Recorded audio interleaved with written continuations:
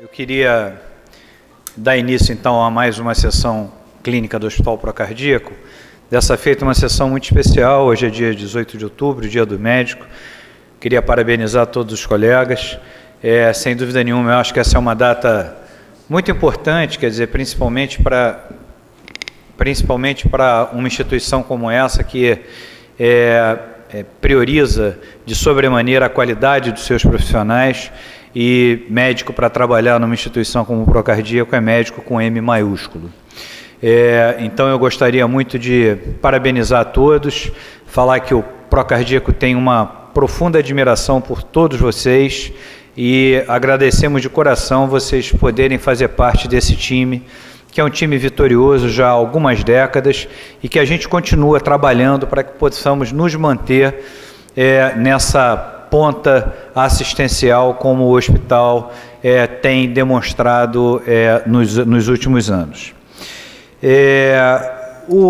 A nossa sessão de hoje, ela, até mesmo por ser uma sessão comemorativa do Dia do Médico, ela vai gerar em torno de um tema hoje bastante valorizado dentro da prática assistencial e que, mais uma vez, o hospital, a United e o próprio sistema de saúde como um todo vem priorizando de uma forma bastante enfática. Nós iniciamos, talvez, a grande metamorfose do ponto de vista de modelo assistencial em meados de década de 80, início da década de 90, onde começa a se falar um pouco dos modelos assistenciais voltados fundamentalmente a um melhor desfecho, tendo o paciente como centro do cuidado e, mais recentemente, até uma nova terminologia trazida pela campanha Choosing Wisely, que alguns dos senhores já conhecem, que é ter o paciente na cocriação do cuidado, quer dizer, o paciente efetivamente podendo participar dessas decisões. E dentro da instituição nós temos pessoas que têm há muito estudado esse tema e nos ensinado também no cotidiano, na nossa prática assistencial do dia a dia, como poder levar esse novo modelo a um padrão de realidade assistencial. Dr. Evandro Tinoco Mesquita, diretor clínico dessa instituição e conhecido de todos os senhores, é um entusiasta, um mentor, um coaching de várias pessoas dentro dessa instituição, dentro desse modelo e dentro desse novo desafio que se apresenta a todos nós. E Dr. Alexandre Siciliano, que nós temos a grata satisfação de ter entre nós hoje como debatedor, esse é um homem que vem estudando, sem dúvida nenhuma, esse modelo já há alguns anos e com algumas experiências internacionais voltada especificamente para isso, tem trazido alguns debates que tem enriquecido muito a instituição e nos colocado numa vanguarda em relação a alguns tópicos que o mundo inteiro vem discutindo de uma forma cada vez mais aprofundada. O Dr. Alexandre, na semana passada, teve com todo o seu brilhantismo uma participação na Columbia University em Nova York, onde se discutiu basicamente o sistema de saúde e algumas de suas peculiaridades. Sem dúvida nenhuma ele vai ter oportunidade de aprofundar isso um pouco mais quando fizer a sua fala, mas Alexandre, já de antemão, o Procardíaco se sente muito orgulhoso da sua participação nesse evento na Colômbia, demonstrando sem dúvida nenhuma a importância do seu nome e também da instituição nesse cenário das discussões dos novos modelos. Antes de chamar o Dr. Evandro especificamente, eu queria já fazer os anúncios da sequência acadêmica dessa semana aqui do Procardíaco. A nossa sexta consciência vai versar sobre revascularização miocárdica em 2017 e nós vamos ter como coordenador dessa sessão, o Dr. Cláudio Tinoco Mesquita, que já também está entre nós, e vamos ter alguns apresentadores, Dr. André Souza, doutora Marino, Dr. Jader e doutora Isabela Palácio, esses dois últimos do Serviço de Medicina Nuclear, e como debatedores, Dr. Cláudio e, mais uma vez, Dr. Alexandre Siciliano. Essa é a sessão de Sexta Consciência dessa próxima sexta-feira, que começa ao meio-dia e termina, Dr. Dilson, impreterivelmente às 13h30, para que as pessoas possam efetivamente se programar do ponto de vista das atividades de consultório. Eu já queria também rapidamente passar as sessões da próxima semana, para que todos vocês já tenham uma ideia do nosso calendário. Na terça-feira, como temos feito de 15 em 15 dias, vamos ter a sessão de ortopedia, e dessa feita, mais uma vez, traremos um problema que tem uma pegada clínica e vai ser sobre dúvidas em hemoterapia, o que o cirurgião precisa saber. No mundo da ortopedia, isso sem dúvida nenhuma também é um grande desafio, que é a questão da hemoterapia. Na quarta-feira que vem, vamos ter uma super sessão, que vai ser apresentações tardias de dor torácica e suas complicações. É uma sessão da unidade coronariana, que vamos ter aqui vários debatedores, eu acho que é praticamente um pouco do que a gente já teve na sessão da semana passada. Quem estava presente teve a oportunidade de ver o quão controverso ainda são algumas das condutas, principalmente no paciente com disfunção do ventrículo esquerdo. E vamos terminar a outra sexta-feira falando da abordagem do paciente oncológico com neutropenia febril. Então, essa é a nossa programação dessa próxima sexta até a próxima sexta. Estão todos convidados. Quem, porventura, não tiver no WhatsApp da sessão clínica procardíaco, pode dar o nome e telefone celular para o Antônio, que está ali na porta, que a gente inclui na sessão para que os senhores possam estar atualizados a respeito disso. Eu fui convidado pelo Evandro para poder ser o moderador dessa sessão, então eu vou dar sequência, então, chamando o Evandro para poder fazer a sua apresentação, e já de antemão, mais uma vez, agradecendo o doutor Alexandre Siciliano por poder se dispor a estar aqui como debatedor. Eu sei que com uma agenda bastante cheia. Obrigado, Alexandre. Bem, primeiro é uma honra, e eu gostaria de chamar o Francisco Eduardo. Chico, você podia sentar aqui na frente, aqui do lado do Antônio Sérgio. E se tem alguém que eu gostaria de estar homenageando hoje, e homenageia todos os médicos aqui, um fundador e seguramente uma pessoa muito especial, e uma pessoa que sempre teve, com todos nós, um grande cuidado, não é isso, Alexandre? Também saudar também o doutor Dilson, né, seguramente um dos médicos sêniores dessa casa, e obviamente o Marcos Felipe, que é um professor de engenharia, administração, e seguramente seria algo estranho algum indivíduo há 60 anos, quando o PRO foi fundado, está numa sessão clínica, não é? Isso significa que vivemos tempos novos, não é? Tempos novos. Cheguei até a pedir ao André, o dia que a gente não tiver mais essa assinatura aqui do PRO Cardíaco, que ele possa conseguir essa placa para mim, ou um pedaço dessa madeira, mas até porque nós tivemos uma mudança de marca esse ano.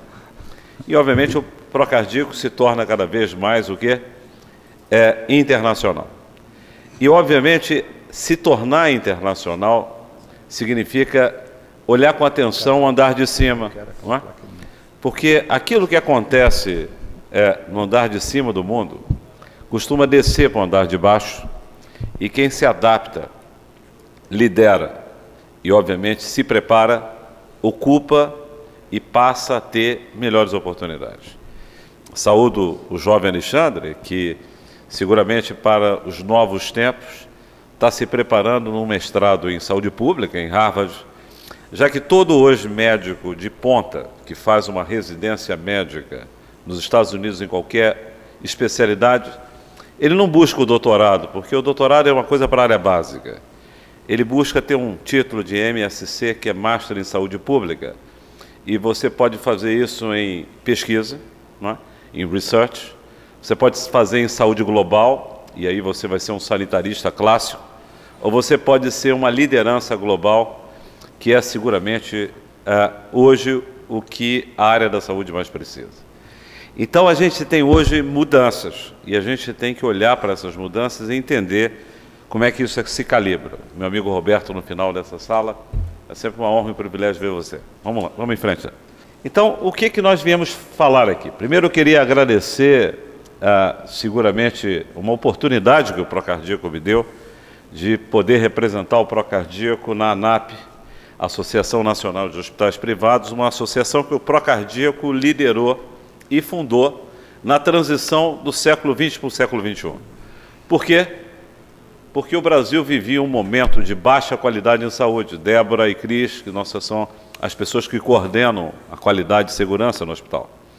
E o Procardíaco, junto com Einstein, Sírio-Libanês, e Mãe de Deus, Mater Dei, Moinhos de Vento, resolveram fazer um movimento em prol da qualidade e segurança no Brasil. Olha como o Procardíaco, ele era pioneiro e, principalmente, enxergava o futuro. Quem participou de uma dessas reuniões foi o João Luiz, e seguramente o Chico está aqui confirmando, porque a ANAP esse ano completa 15 anos nesse projeto e seguramente se tornou uma marca no Brasil. E agradeço ao Ari Ribeiro, que seguramente é um mentor para mim, tive a honra de trabalhar com ele, e hoje ele lidera o movimento baseado em valor da ANAP, e vocês vão ver um pouco sobre isso. Então, quando o PRO nasce, é uma pena que o Luiz Antônio Campos não está aqui, porque ele nasceu no mesmo momento que nasce o Procardíaco, e o Procardíaco vai se aproximando aos 60 anos, não é? E quando ele fez 50 anos, o João está lá atrás, João, uma honra, vem aqui para frente, esteja aqui do lado do professor Felipe. Era assim, quer dizer, o médico cardiologista saía de ambulância, atendia o paciente, não é isso, Isaac? Tratava o edema agudo, trazia para cá, e isso aqui, nos anos 50, final dos anos 50, era uma época de glamour.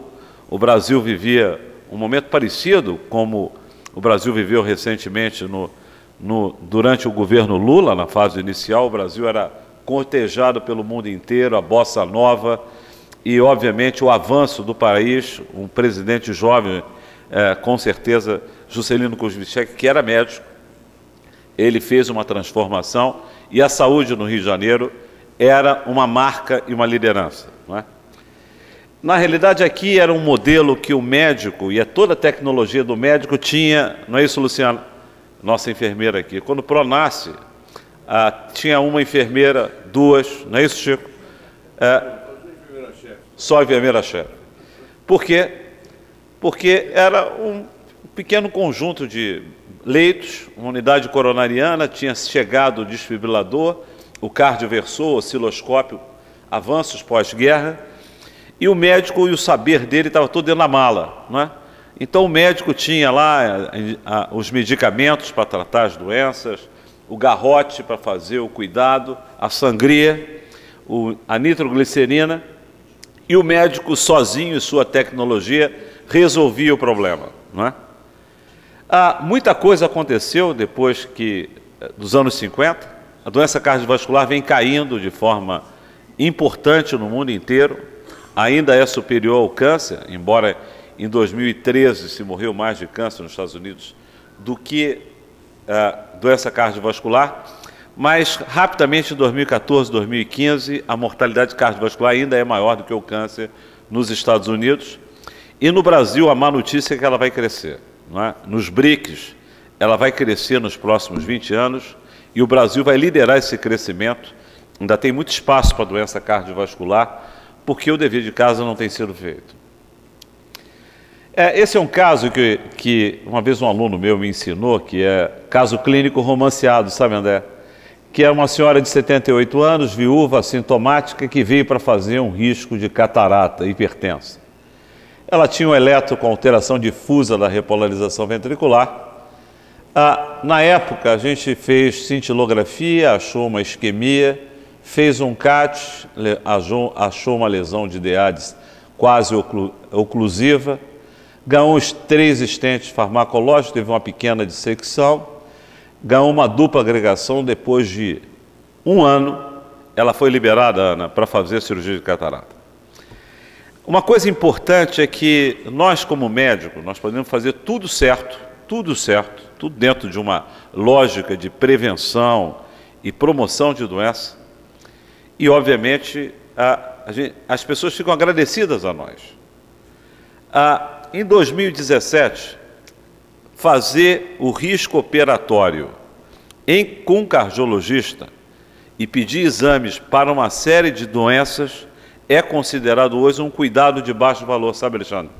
É a maior praga que nos Estados Unidos existe, e esses são dados de 2015, sabe, André? Então, o Choosing Wisely, e essa prática que eu estou mostrando aqui a vocês, e eu fiz muitas vezes isso aqui, pedi eco de carótida, achava que a avaliação pré-operatória era para fazer uma grande busca de doença cardiovascular sintomática. E, obviamente, o que aconteceu com isso?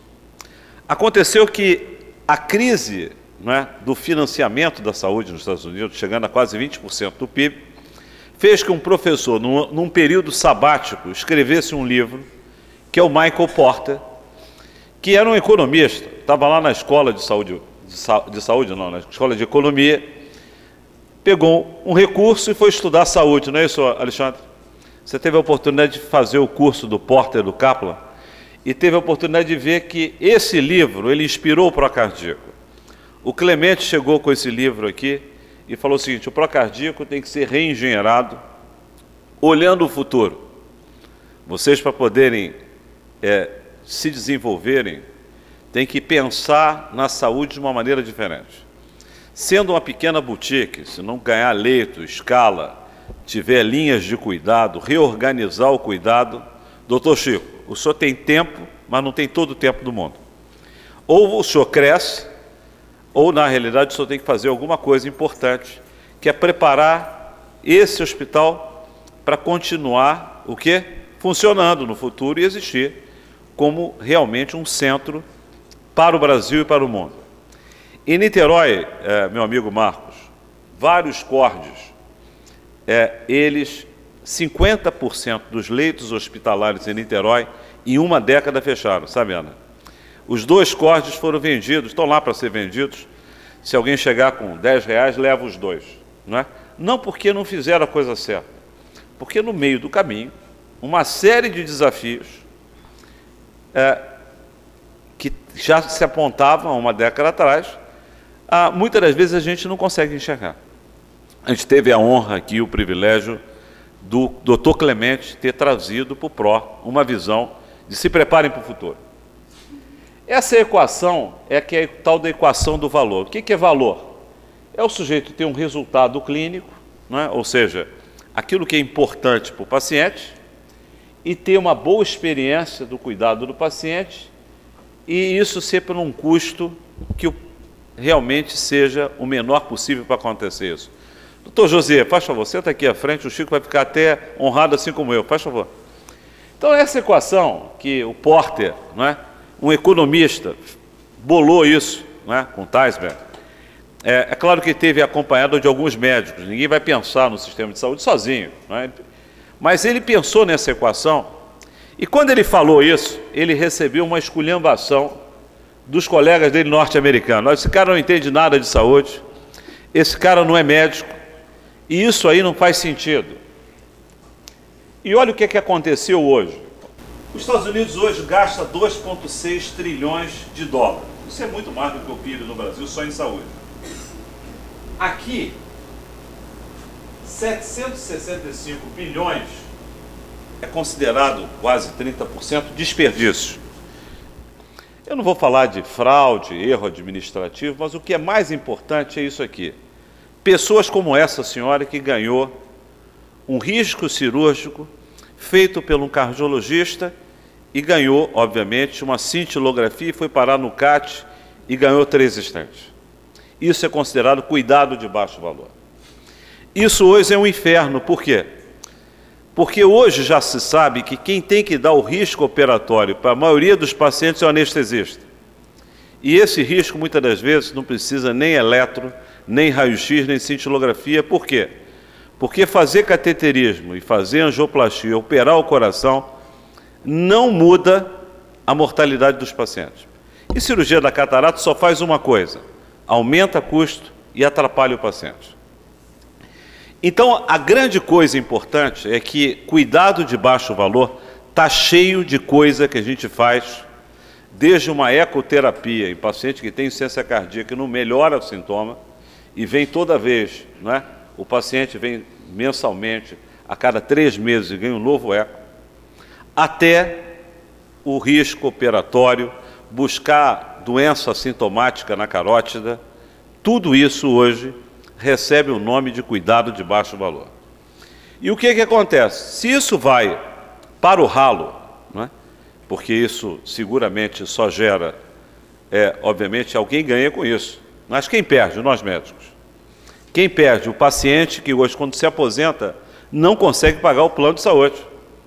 Essa semana mesmo, conversando com alguns médicos que já estão na sua senioridade, próximo aos 70 anos, o velho Bradesco, né, se aproxima, que era uma coisa que os médicos tinham, mais do que as aposentadorias dessas pessoas que, ao longo da vida, trabalharam como médico no serviço público, sabe, José?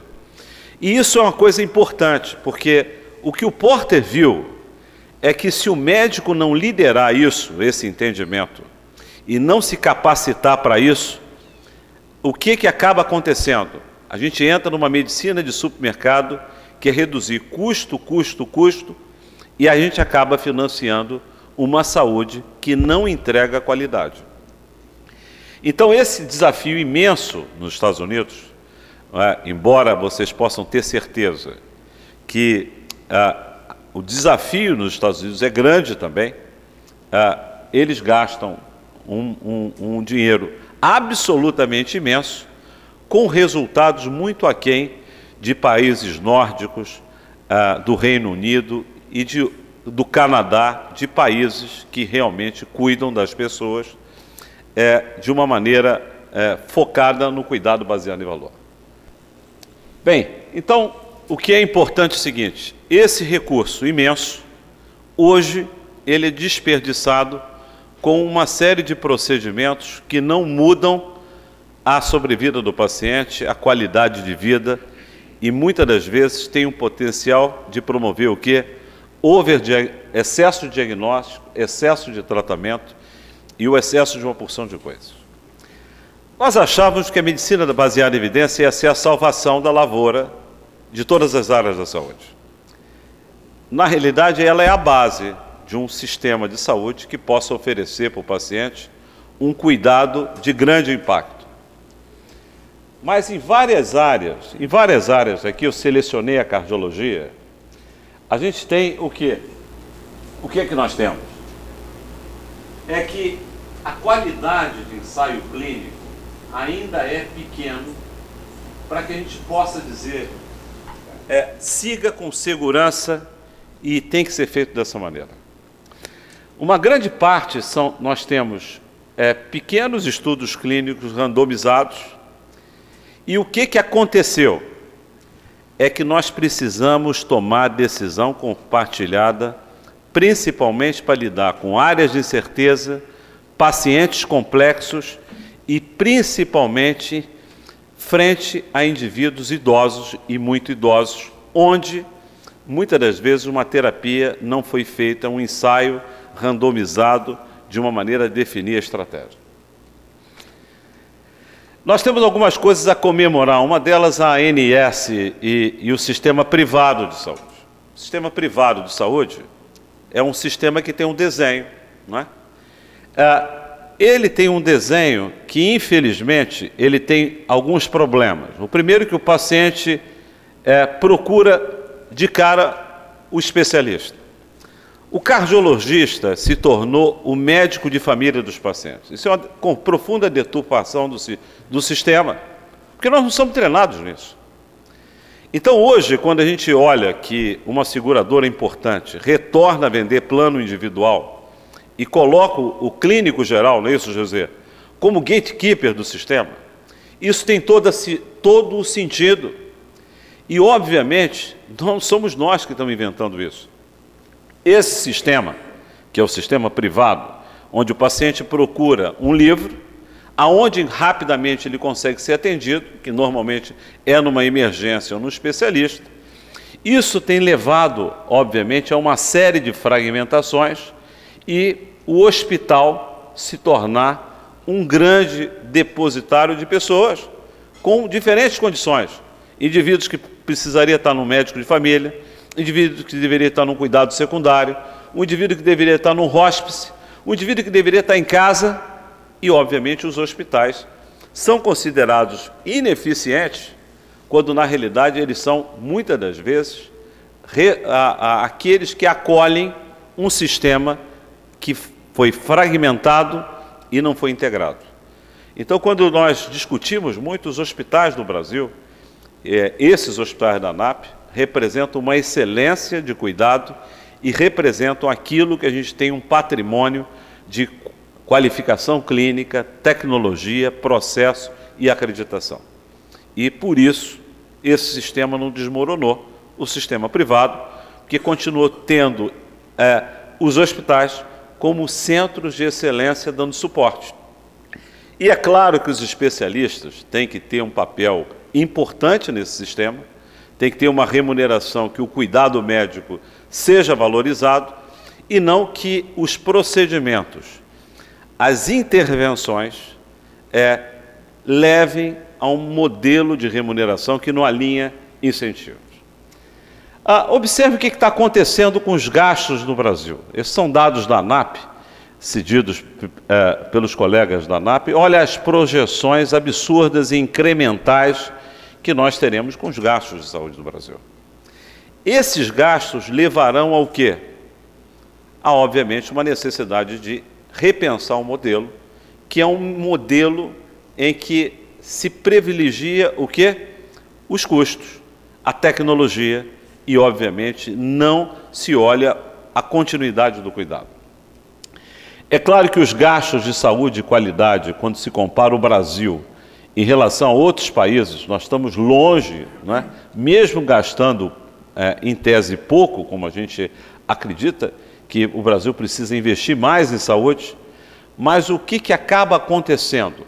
Nós poderíamos fazer mais com isso que nós gastamos. E, obviamente, quem está na frente aqui liderando esses gastos, a gente sabe que é os Estados Unidos. E o Brasil tem tido aqui um grande avanço em termos de longevidade, mas o que é importante aprender com outros sistemas é que existem sistemas de saúde que vão tendo qualidade, entrega e, obviamente, aumentando a expectativa de vida e, principalmente, tendo qualidade. Nós temos desafios, que é a tripla carga de doença, quer dizer, nós temos infecções, doenças crônicas e violência. E temos uma quarta carga de doença, José, que hoje é algo que nós não estamos nos preparando. Fico feliz de ver o Luiz aqui. E todo jovem residente que trabalha aqui nesse hospital tem que aprender a lidar com a epidemia de doença mental, sabe, Montera? A doença mental, Alexandre, ela hoje é o grande desafio que os hospitais vão ter que lidar com isso. Porque com a política de acabar com os manicômios, os hospitais não estão preparados, e esse é um desafio para a ANAP, para cuidar dessas pessoas. Então, aqui, com a doença mental, e quando eu falo doença mental, Alzheimer, demência, não é isso, Felipe Guzman?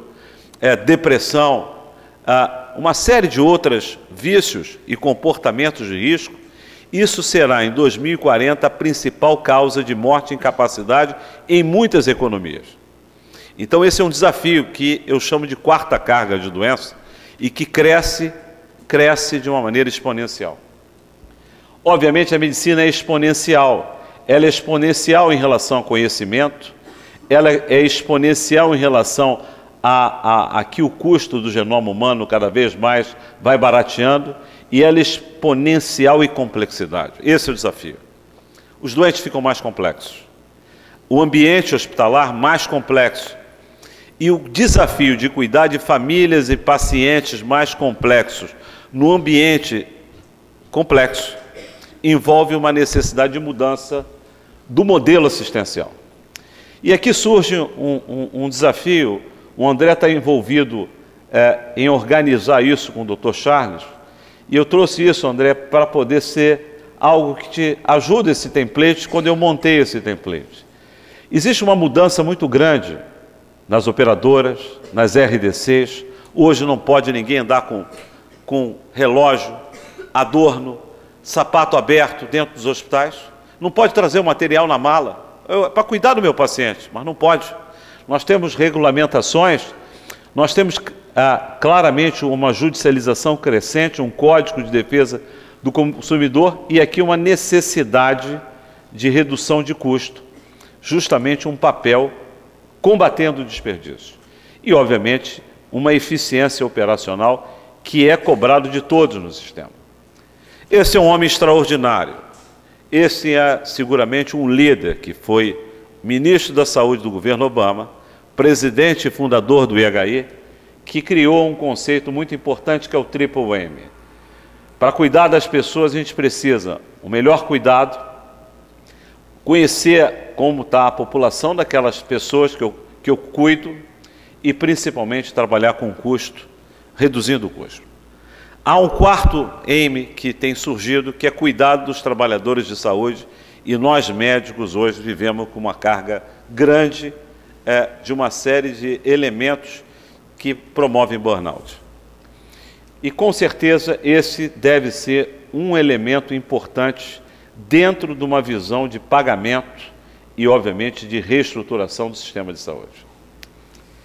Como é que a ANAP tem pensado no modelo assistencial? Quer dizer, um modelo que a governança ética, a governança clínica e a governança corporativa deve inspirar uma mudança do modelo assistencial.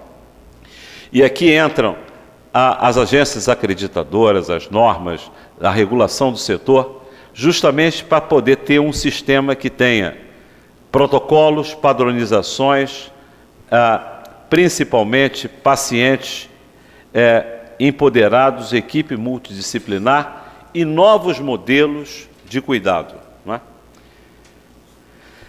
Esse slide eu fiz ontem, não é?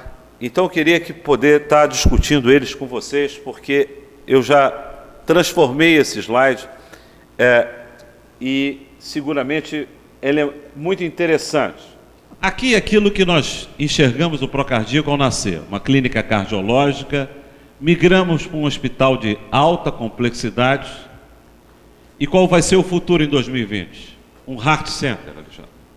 Um Heart Center que possa cuidar de uma população, possa gerar custos apropriados e tenha qualidade e segurança em tudo que faz e entrega. E resultados compatíveis com a Cleveland Clinic. Nós começamos como cardiologistas, trabalhamos hoje com equipe multidisciplinar e vamos ter que trabalhar cada vez mais com equipe transdisciplinar. Ou seja, o médico tem que aprender a trabalhar em equipe, ouvir essa equipe e construir um saber que se transforma na hora que eu trabalho com uma equipe multidisciplinar. Aqui, a prática, que era uma prática individual, eu passo a ter time assistencial e agora, o que é importante é que o médico passa a ser central no processo de cuidado. Ou seja, o médico, ele se torna uma liderança, ele se torna um protagonista. Ele não é mais um indivíduo que reclama daquilo que ele acha que estão acontecendo com ele. E sim é um indivíduo que transforma, aprende governança clínica e olha o futuro, que é um trabalho em equipe. Aqui, o modelo era um modelo hospital médico centrado. Aqui vai se tornando, em 2017, um trabalho em cuidado seguro e qualidade para o médico e para o paciente. Então, esse é um norte muito importante. Nós temos que oferecer aqui, Marcelo Rivero, um hospital seguro para o médico e para o seu paciente. E, obviamente, nós vamos caminhar com um modelo cuidado baseado em valor. O que trouxe o Procardíaco até aqui foi a competência dos profissionais. Carvalho Azevedo, Dirson, Ronaldo, Ivan Maia, não é? Morcef, hoje Arnaldo, Marcelo Bittencourt, estou vendo aqui o Natan, estou vendo aqui a Ana, estou vendo aqui a nossa chefe de enfermagem, que nós temos muito orgulho, Luciano. Quando eu falo aqui a competência, né, e é que essa reputação, ela lá atrás era médica. Hoje é o time. Nós não conseguimos dissociar o Procardíaco de um time. Mas o que é mais importante, todo o investimento que está sendo feito da United no Procardíaco e nos hospitais, não é maximização de ganhos financeiros. Esqueçam isso. Hoje, o processo de transformação da United é tornar essa instituição numa instituição de alta confiabilidade, coisa que nós já estamos no DNA. E qual era o mantra aqui no Procardíaco? É difícil o quê? Morrer no Procardíaco. O indivíduo tinha que ter pistolão para morrer. Não é isso, João? Pistolão grande. E isso, o que é uma instituição de alta confiabilidade? Se aqui acontece um problema, a instituição, o que ela faz? Está pronta para corrigir o problema.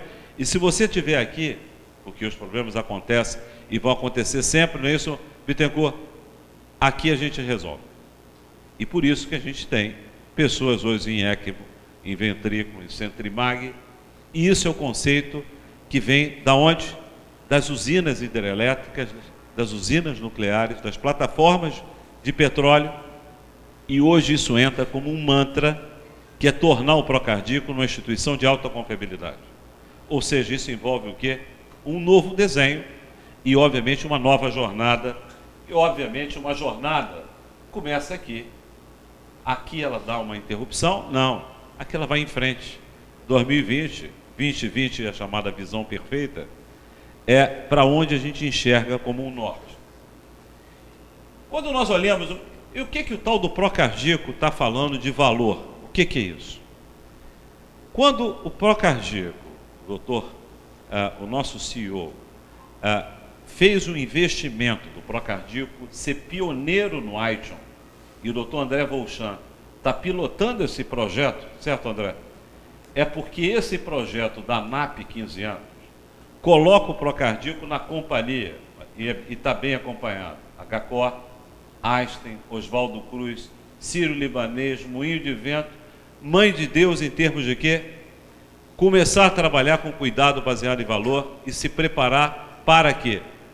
Para esse ambiente que tem que ter qualidade, segurança, resultado, foco no paciente, trabalho em time e, obviamente, um modelo que aos poucos eu vou gerando um cuidado diferente e oferecendo aos pacientes um tipo de atendimento e um tipo de resultado muito melhor do que a gente já foi no passado.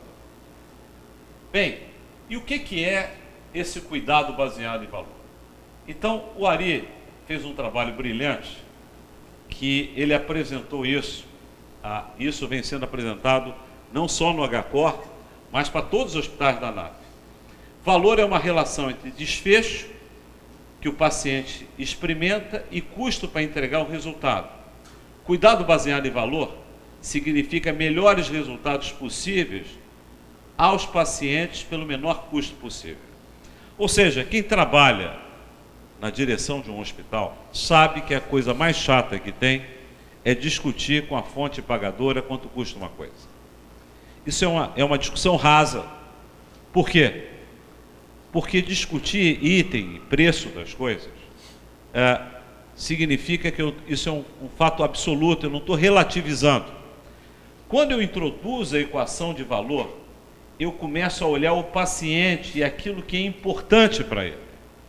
E, obviamente, a gente alinha todo o processo e toda a cadeia de pagadores e prestadores e fornecedores para estarem juntos, trabalhando para oferecer um cuidado melhor para o paciente. Então, em resumo, o valor é uma equação sobre qualidade e pagamento. Esse modelo, pagamento baseado,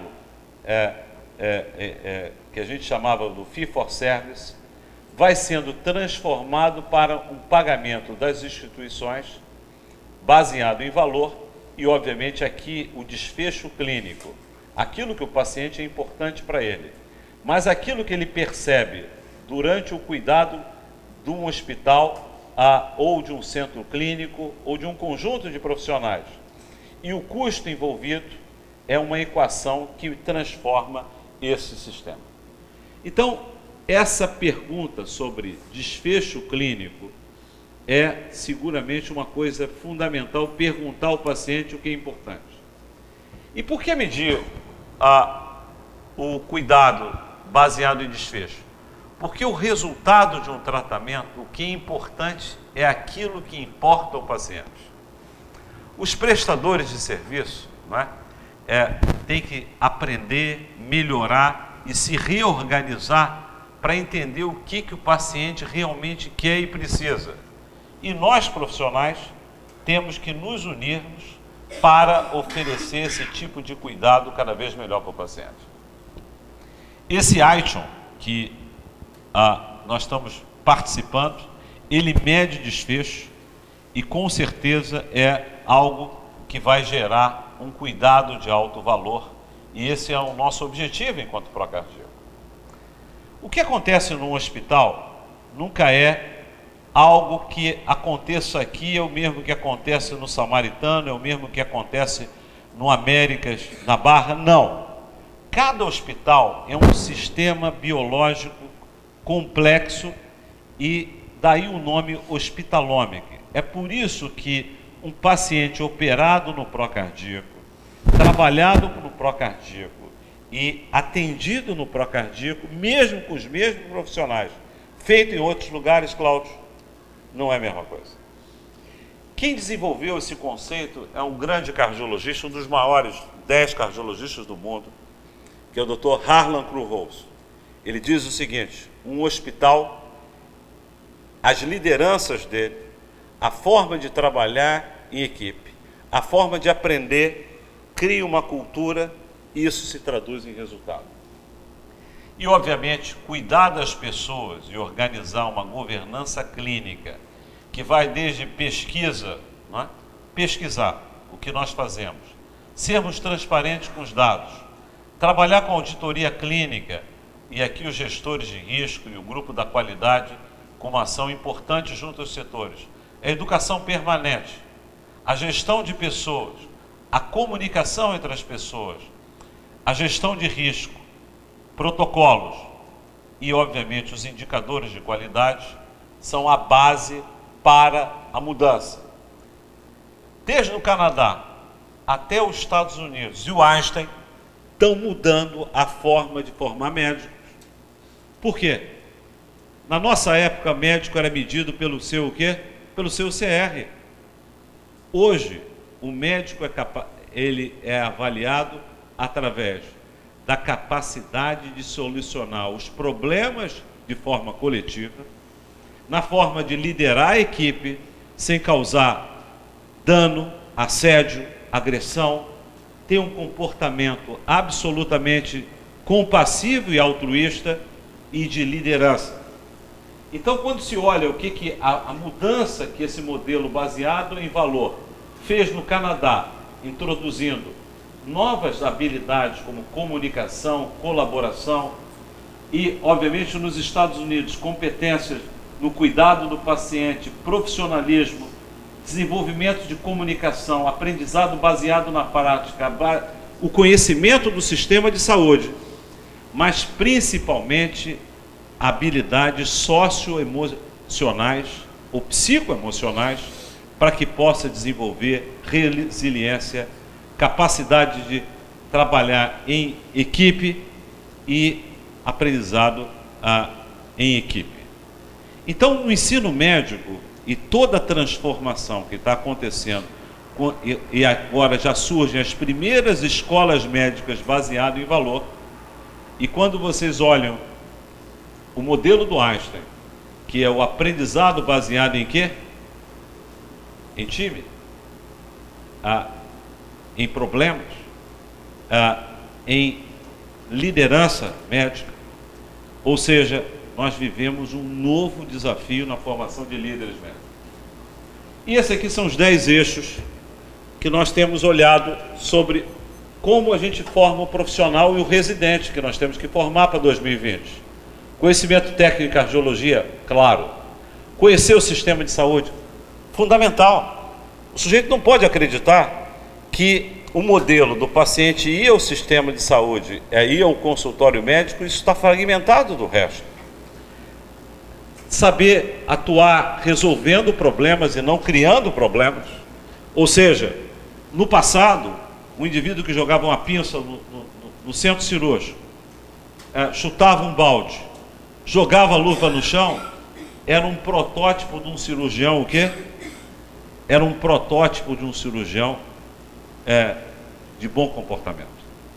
Hoje, o indivíduo que faça comentário racista, faça comentários em volta de assédio, moral ou sexual, ele, obviamente, ele vai estar fora do sistema. O indivíduo que mente, o indivíduo que grita, o indivíduo que não tem um comportamento que as pessoas possam ter a certeza daquilo que ele falou, ele vai entregar, isso vai fazer toda a diferença.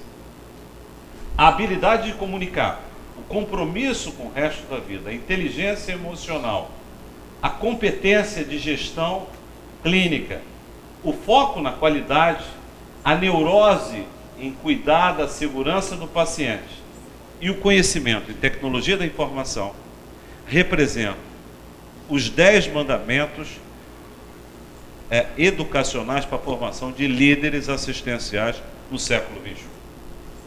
É óbvio que esse problema do crescimento do custo em cada um dos países, e aqui são as principais economias da OCDE, e obviamente quando se olha os hospitais americanos, tem variações do cuidado e da mortalidade em 30 dias, resultados em cirurgia cardíaca de 4 vezes no Reino Unido, 5 vezes a chance de complicação obstétrica nos Estados Unidos, a variação na Holanda de 9 vezes as prostatectomias, 18 vezes nos hospitais da Alemanha de reoperação cirúrgica e 20 vezes a mortalidade varia na Suécia. Isso significa que esse sistema ele tem um desafio de ser reinventado. Então, o que eu gostaria, acende a luz, de deixar aqui como mensagem é o seguinte: nós estamos agora no umbral de uma nova década chegando. Nós médicos temos um único desafio: nos capacitarmos para sermos líderes, entendermos as mudanças, liderarmos qualidade e segurança nas organizações, passar a entender as mudanças em relação a trabalhar com protocolos, combater o desperdício na assistência e, principalmente, enxergarmos a transformação da sociedade, da cultura e que nós podemos ser líderes nesse processo. Ao pedir um cloro, que não tem nenhuma mudança, ao pedir um raio-x de alguém que não teve nenhuma mudança, no passado isso gerava recurso para os hospitais e ninguém se perguntava se isso agrega qualidade. Essa pergunta hoje a gente tem que se fazer frente a cada ordenamento de exame, a cada tratamento e a cada vontade de nós avançarmos em relação ao cuidado e trazendo o paciente para esse engajamento. Cada vez mais os pacientes vão estar perguntando a nós se aquele exame ordenado, aquele tratamento, pode ou deve ser feito, quais são os benefícios, quais são os riscos.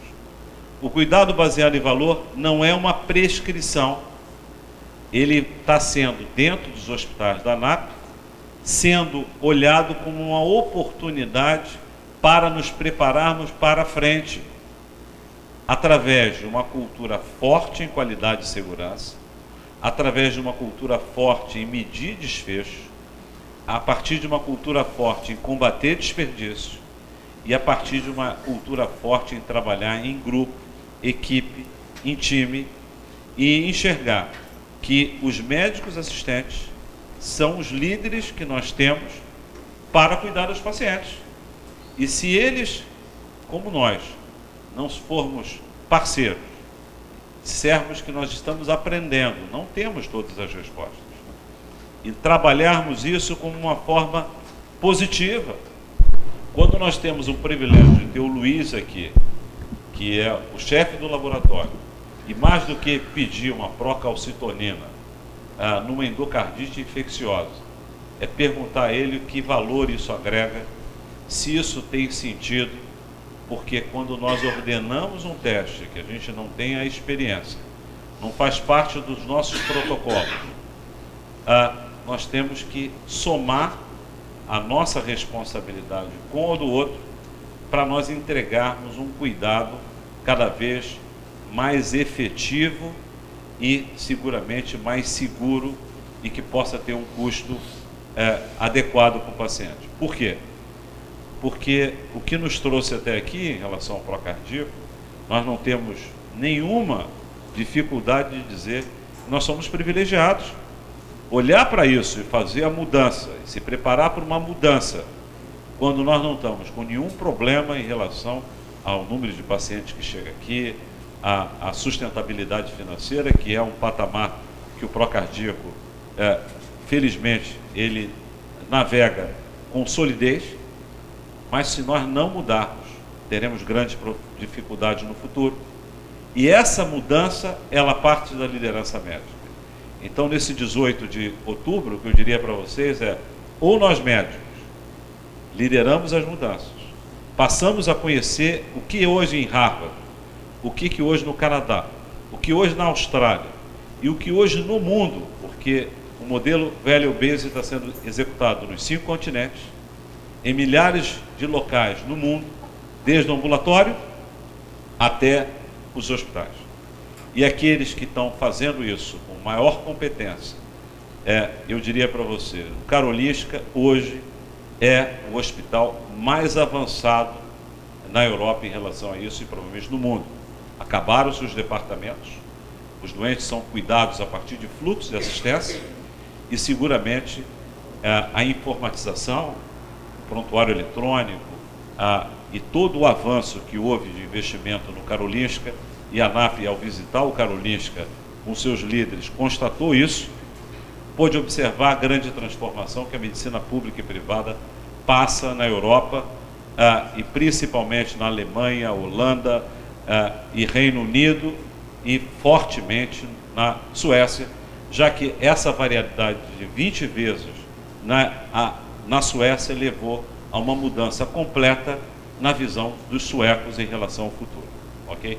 Eu queria agradecer ao André a oportunidade de passar pelo tempo. Sai daqui.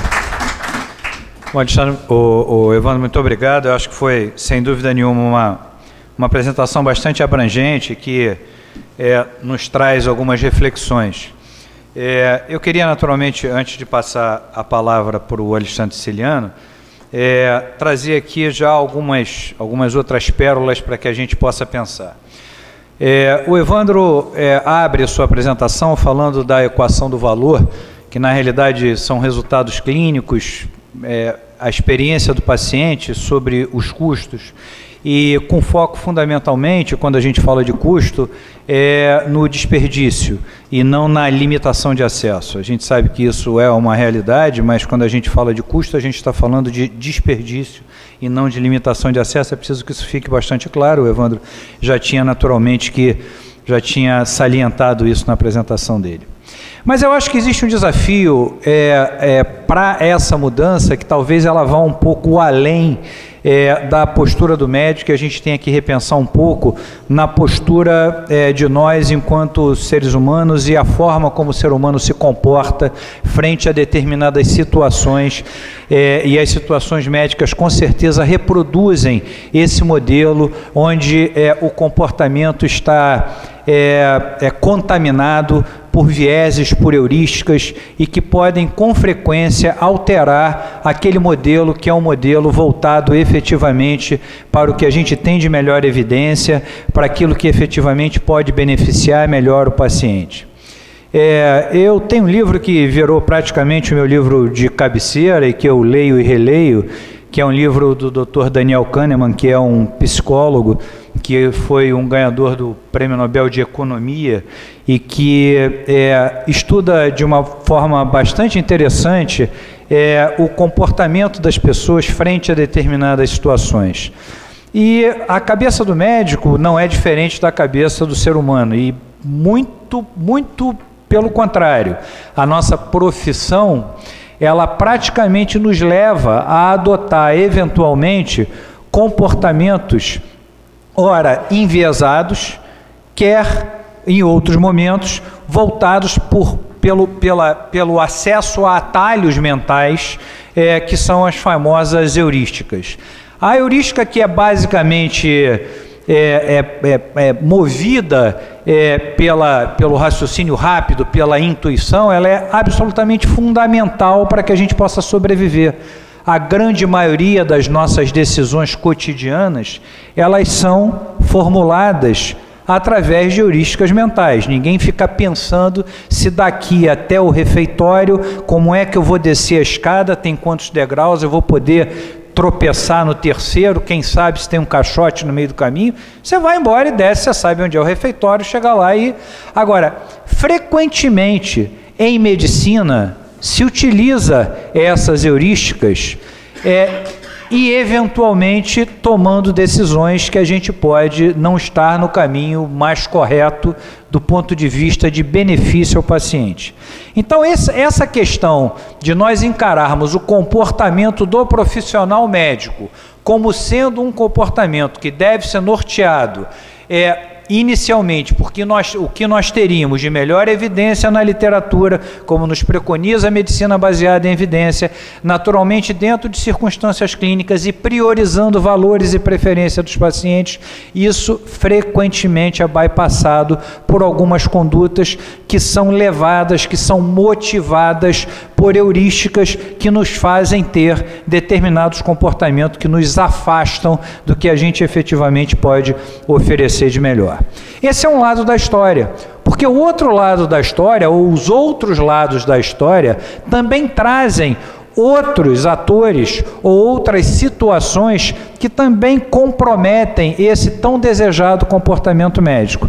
E aí nós estamos falando não só do que leva, por exemplo, o médico a pedir um exame de consultório, como o Evandro aqui muito bem demonstrou na cirurgia de catarata, ou num outro tantas situações que nós vivenciamos, que é basicamente as outras circunstâncias que vão da concorrência, que vão pela judicialização, que vão pela necessidade de comercialização da medicina e que com frequência contaminam toda essa estrada que a gente ainda tem que percorrer.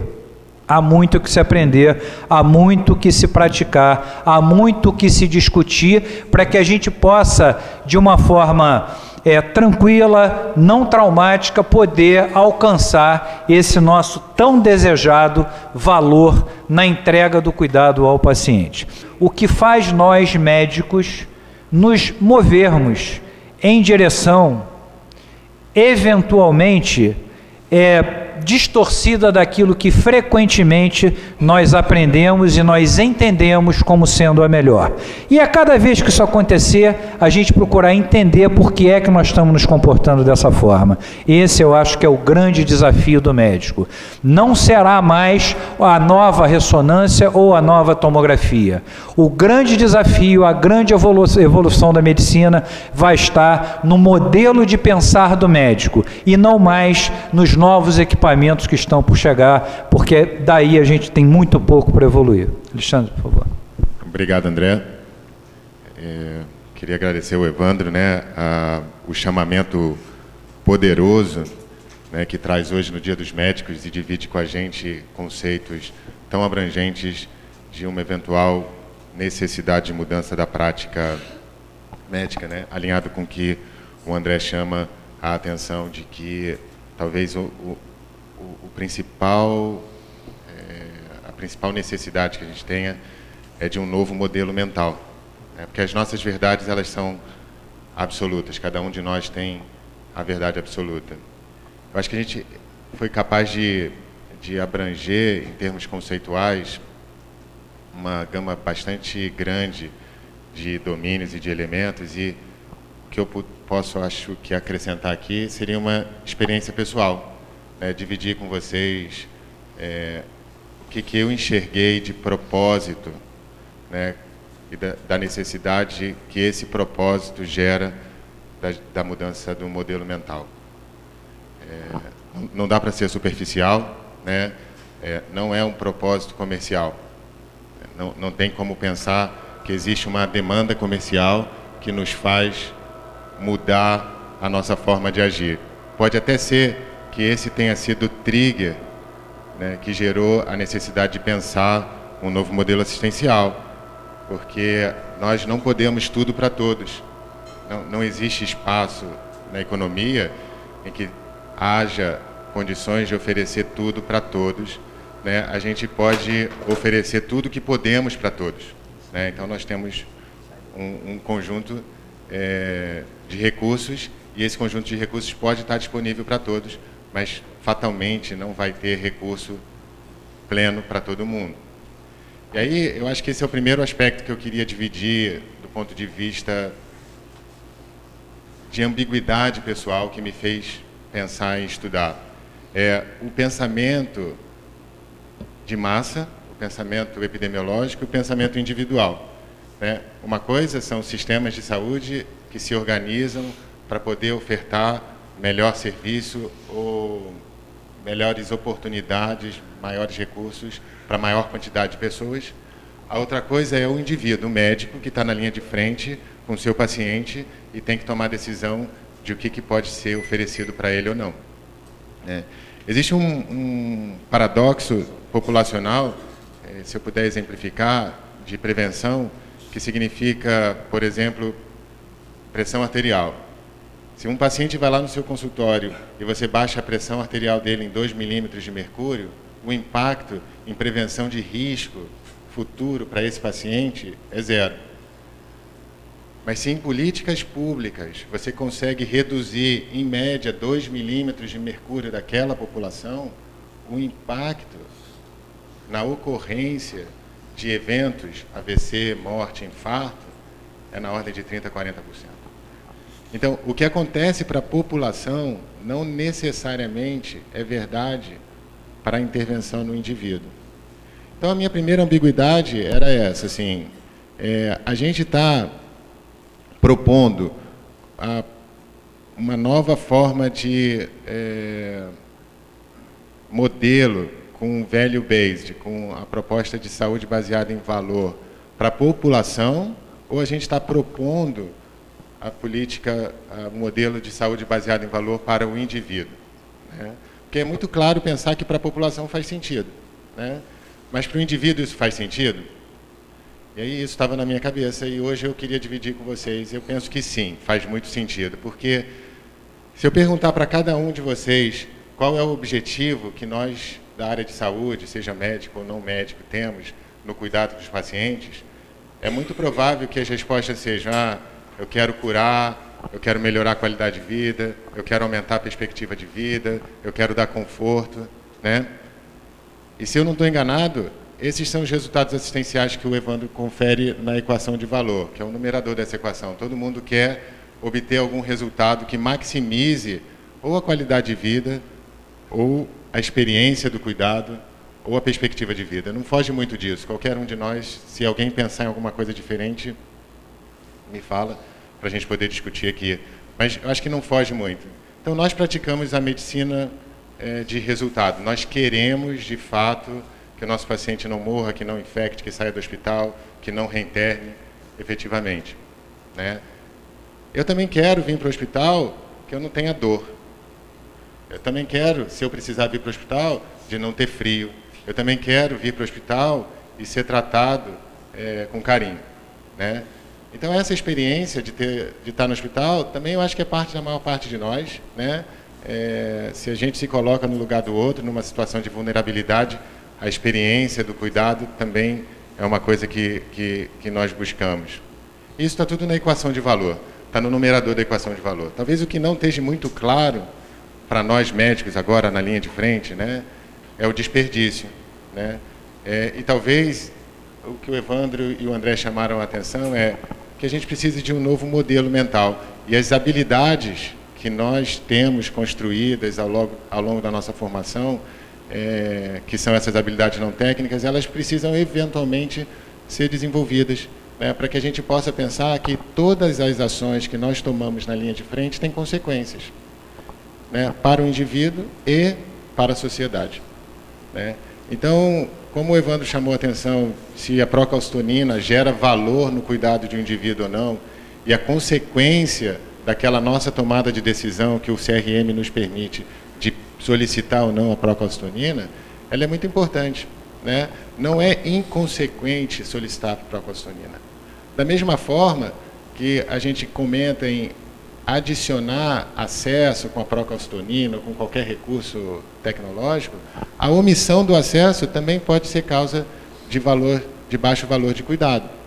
Então, se chega um indivíduo na emergência e a gente não começa o antibiótico na hora adequada, né, e a gente deixa de dar a oportunidade de tratamento adequado no indivíduo adequado, no tempo adequado, né, isso é um cuidado de baixo valor. Então, a omissão do cuidado ou a não solicitação do exame adequado para aquele diagnóstico no tempo adequado, ele pode se traduzir num cuidado de baixo valor também. Então, na minha primeira ambiguidade, não importa muito se a gente está falando de população ou de indivíduo, né, eu acho que todos estamos alinhados que o cuidado que nós oferecemos para o nosso paciente requer resultados assistenciais ótimos, sejam resultados duros, sejam de experiência do paciente, e talvez a gente precise passar a pensar, aí sim, sobretudo como sociedade, mas com um impacto muito importante e significativo no indivíduo, as consequências dos nossos atos. Não é inconsequente não só solicitar exames, como deixar de solicitá-los, não só propor intervenções, como deixar de propor intervenções para o paciente adequado, no momento adequado, né? Então, acho que isso fecha, de fato, o que o Evandro chama atenção de equação de valor. E eu acho que isso alinha com a nossa necessidade hoje de adquirir algumas outras habilidades não técnicas, porque eu acho que é absolutamente impossível que cada um de nós tenha a capacidade de limitar essas vias rápidas que o André chama atenção, né, na nossa tomada de decisão na beira do leito. Eu tenho certeza que todos nós temos as nossas verdades e elas são verdades absolutas, né? E a nossa incapacidade como médico de aceitar a nossa incapacidade de ter as verdades a todo momento presentes é o que deve fazer nos mover, né, e transformar o sistema.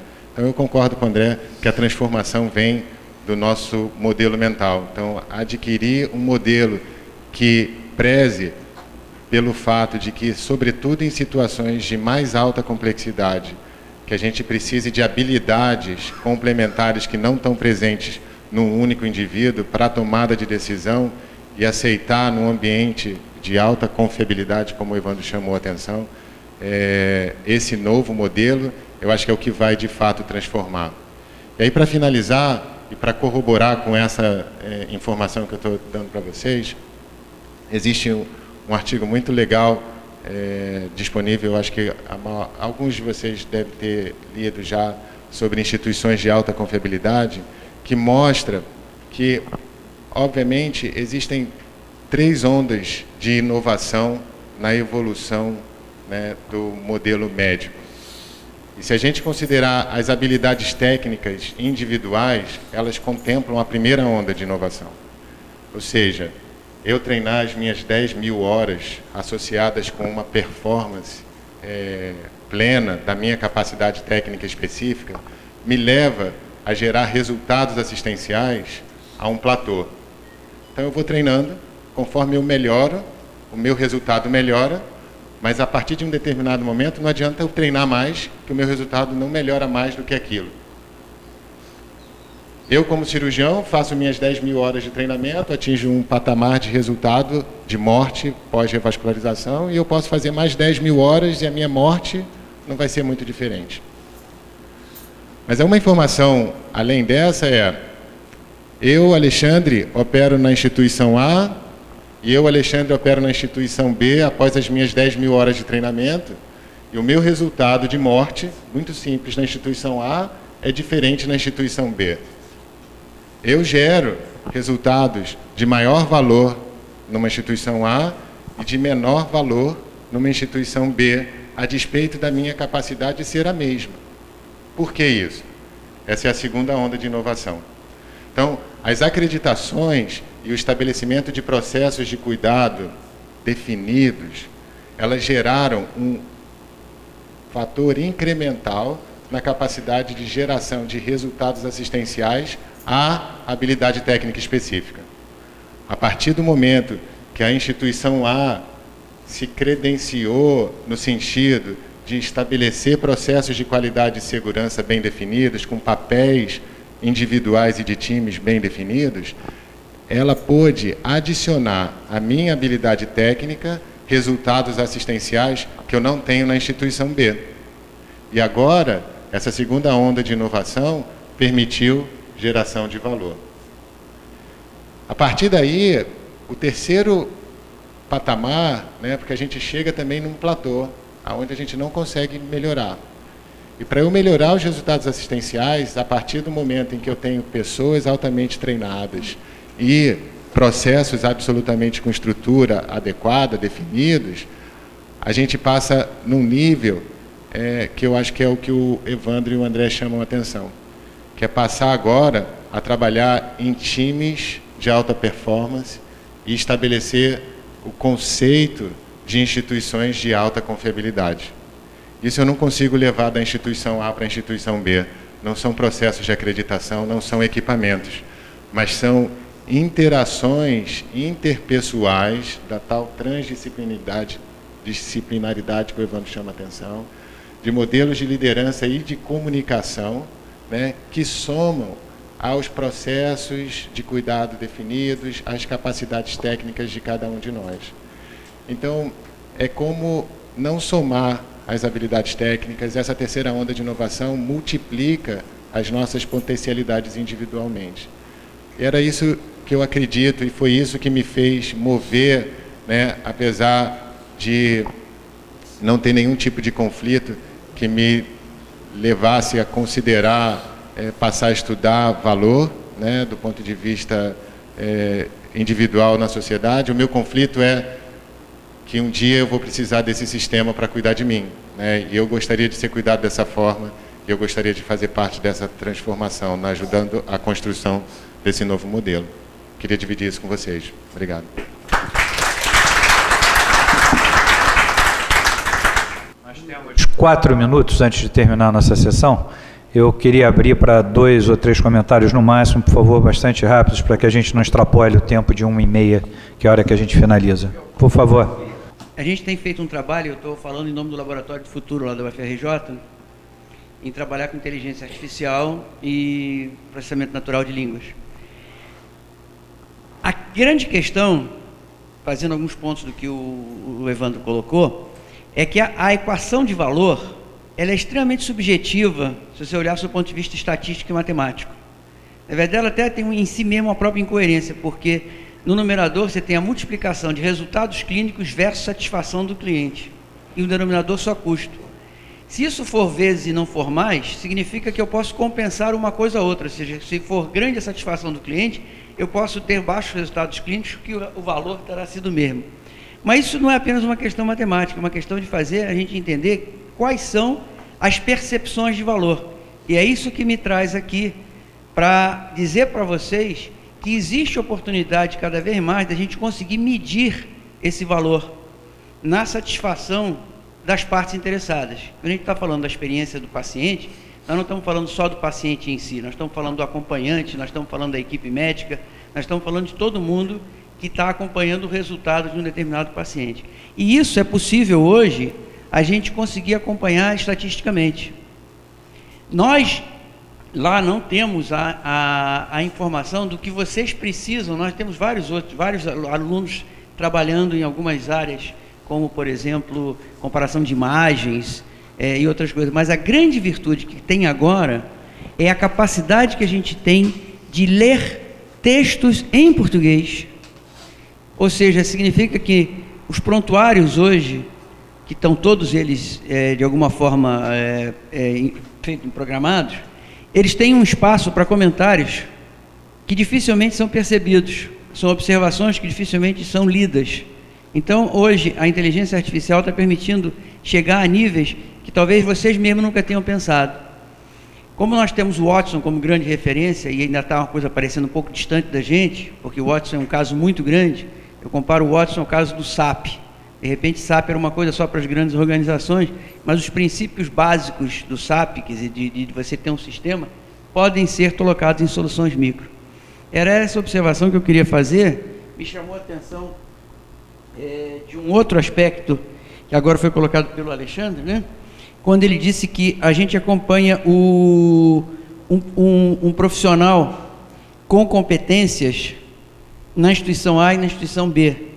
Na verdade, a gente pode acompanhar tanto a instituição quanto o profissional. E eu vou dar um exemplo para encerrar. 30% das chamadas feitas para 190 são trote, por incrível que pareça, né? A gente está conseguindo identificar agora, pelo padrão de chamada, o que é trote, o que não é trote. E a gente também está podendo acompanhar qual é a atitude do despachante em relação às chamadas. Ou seja, a gente pode comparar as atitudes e pode comparar as competências. Colocando isso na área médica, eu acho que absolutamente...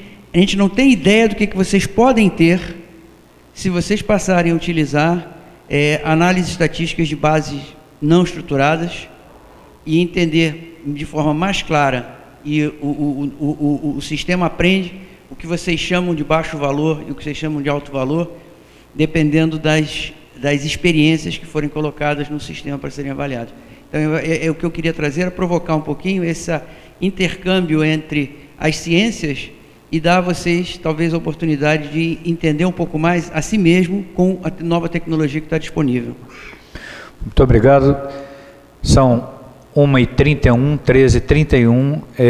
Eu queria agradecer imensamente ao professor Evandro Tinoco, doutor Alexandre Siciliano, a presença de todos vocês por estarmos aqui nessa sessão clínica do Dia do Médico, que sem dúvida nenhuma foi de um grande aprendizado para todos nós, e eu acho que saímos daqui com alguns desafios.